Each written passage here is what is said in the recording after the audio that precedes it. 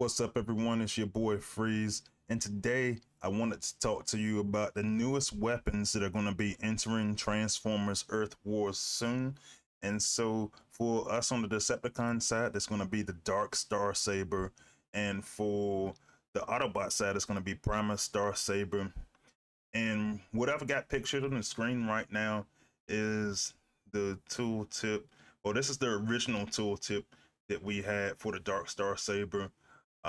This is what first entered in the testing. It is a 32% DPS increase, and it says rip space and time to spawn Megatron from the past with 60% of your health. So every 10 seconds, it'll land a massive strike, dealing 1.5 of the bot's damage in an area.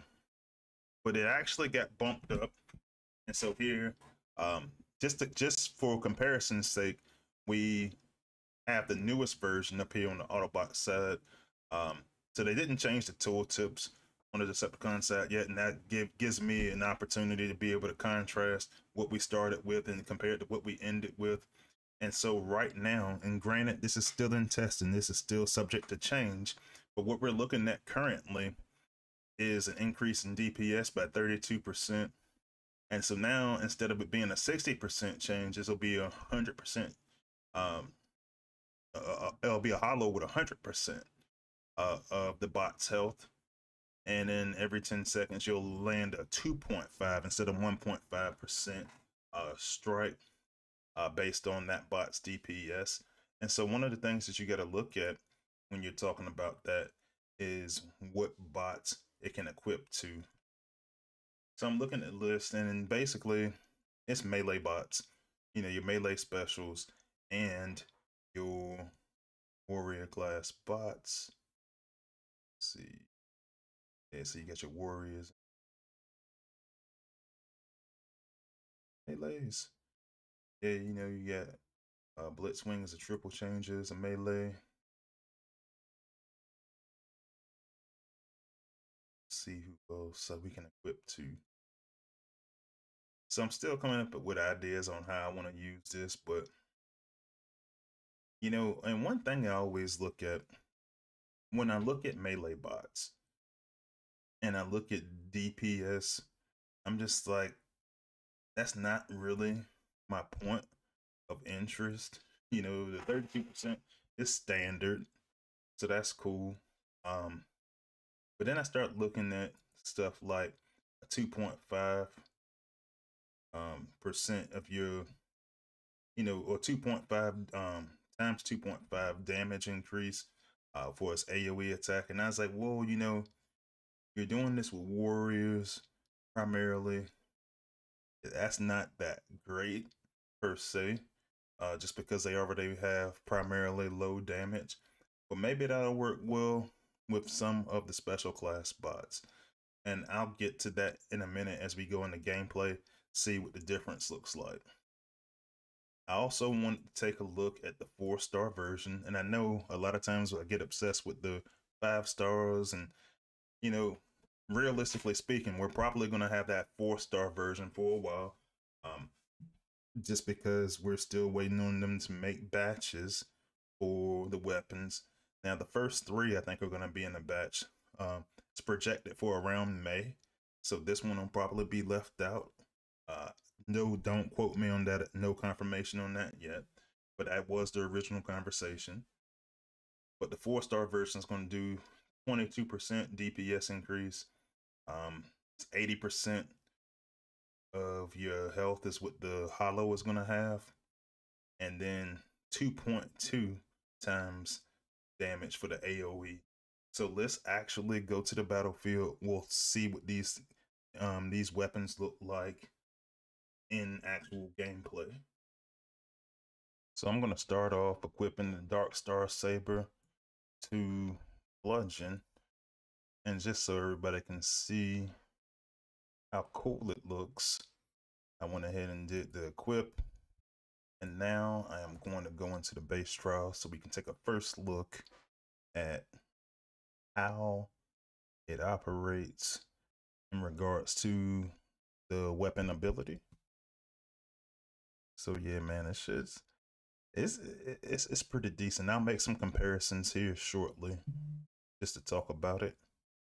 So I'm gonna deploy a bludgeon on the back of the pad here, and we're gonna take a look at. Ooh, I actually got bludgeon on both sides there, and you can see that hologram come out. Now it's gonna have 100% of its health. There's ways that you're gonna be able to navigate that. Just because, like in this case, like he's got a good G1 that enhances his health.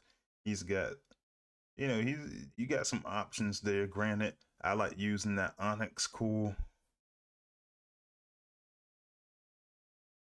where you got some good survivability there for the hologram. Now for me, I see this as like something that I could use to replace like a Fangtron, Shieldren. But then the wait comes in. Like, how long am I gonna wait for this thing for it to come out? And that's the key thing for me. But even on my base, it's not the best designed base. It's one that I used ages ago. Um, that hologram, that hologram can take a beating. And so, um, is it worth using? I don't know. Let's draw some comparisons. So we'll go into our Power Core lab, and we will start off by looking at combats. So I'm using the 5-star there, so I'm gonna compare it to another 5-star. That 5-star is going to be Fangtron and Shieldren. So for Fangtron, it's a 5-star maxed out. It's gonna block 25% of all damage, and every 15 seconds you're gonna place a decoy. That decoy is gonna be present for 7 seconds. And that's going to have 32% of the bot's health. It's going to disable defenses and stun nearby targets once it is at 0 health. So it's a couple of things it's going to do different compared to the Dark Star Saber. First off, it's going to be blocking 25% of the damage. So in theory, that means that the Dark Star Saber's holo is going to be better, but in that regard.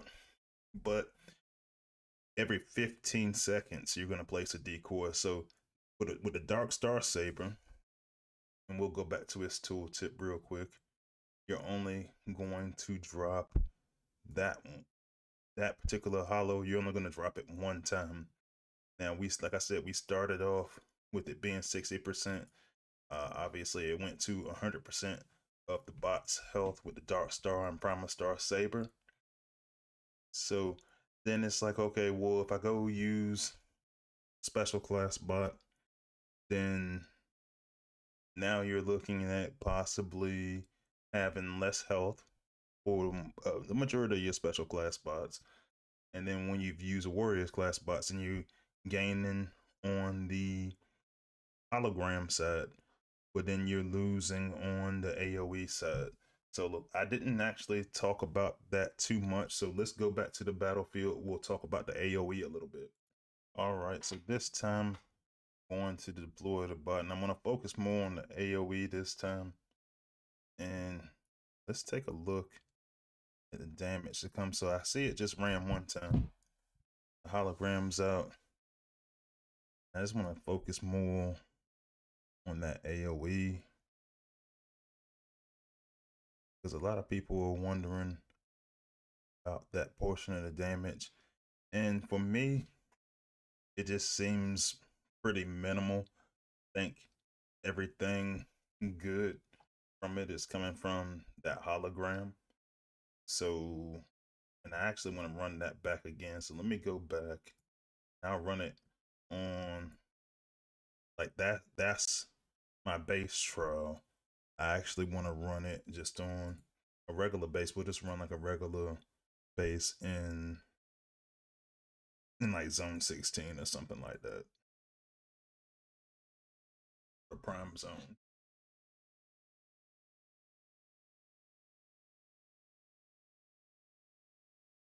So I'm gonna work my way through this and test, and I think that that portion of it is a little underwhelming.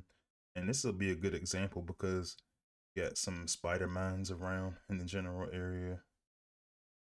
I think it's more animation than anything. I think that range is kind of limited. It didn't even touch those spider mines. And then it looks like the hologram actually does a little bit of damage. Nothing crazy. It's really there more for protection than anything else, it seems like. But then I see where it's got a lot of walls there. It's not really adding too much. But it does have that high health, and it can keep some of that heat off of you a little bit. So like I said, I made the comparison to Fangtron and Children. I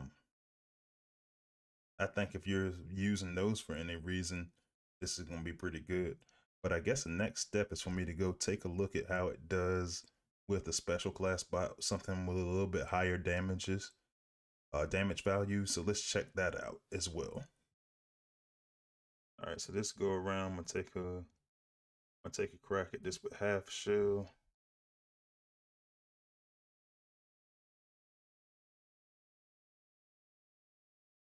I just want to really see the AoE part.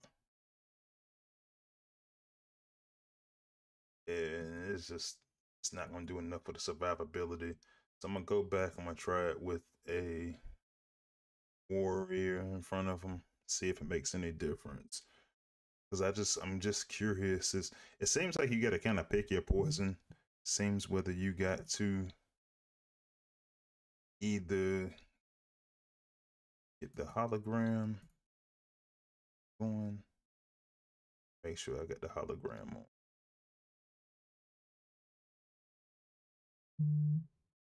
Nah, that's what it was. So now I want to try a base trial with half shell.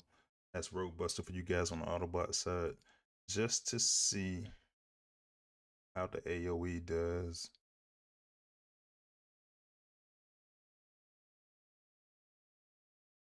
All right, so there goes the hologram.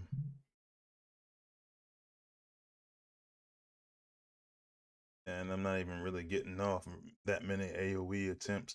So that's my concern, that I think that when you use a special class, depending on, this guy's got like 40k health.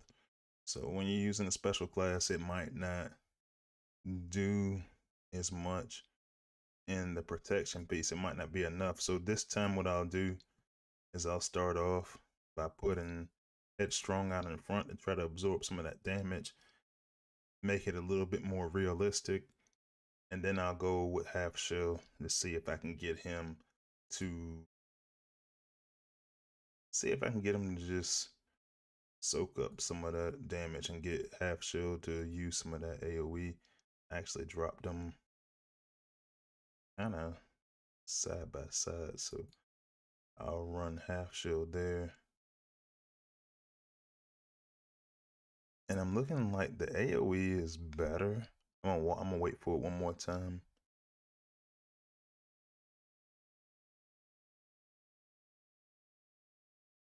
But even then, it's just seems like it's not doing as much as it's gonna do on a warrior. So I think that in regards to this Dark Star Saber, I think that I want to use it more on a warrior. Just really rely on the hologram. I think I want to try to use it a little more as a protection piece. And maybe during testing, then maybe the damage piece goes up. That would be great. But yeah, I think it's an upgrade. I think it's an upgrade from Fangtron and Children. We'll see how it goes. So let me know in the comments what you think, and I'll also be talking about this a little bit more on my live stream, which is typically it's on Wednesdays, but this week we're gonna have a little deviation. So check me out on the live stream, and if you got any pairings you want me to try, anything like that, then we can knock that out. But anyway, thank you for joining, and I'll see you on the live stream, and I'll see you on the battlefield. Freezy is out.